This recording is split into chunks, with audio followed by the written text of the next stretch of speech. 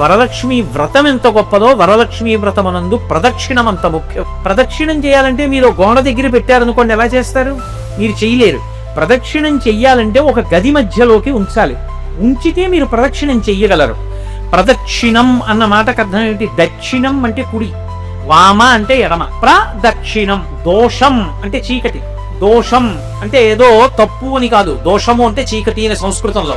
ప్రదోషం అంటే చీకటి పడడానికి ముందున్న కాలము ప్రదోషం.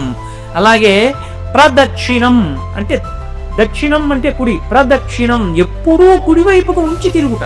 మీరు ఎడం చేతి వైపు నుంచి ఏదైనా ముట్టుకుని ఇలా తీశారనుకోండి, దూష్యం అవుతుంది వెంటనే. అంటే అసలు పవిత్రత లేదు. వస్తువులన్నీ కుడివైపుకు ఉంచుకోవాలి. వ్రతం చేసేటప్పుడు అన్నీ కుడివైపు పెట్టుకుని కూర్చోవాలి. మీరు ఏది తీయండి, కుడి చేతి వైపు నుంచే తీయాలి తప్ప ఎడం చేత్తో తీసి కుడి చేత్తో పట్టుకోకూడదు. ఇప్పుడు అమ్మవారు మధ్యలో ఉంది, చుట్టూ తిరుగుతున్నారు గుండ్రంగా.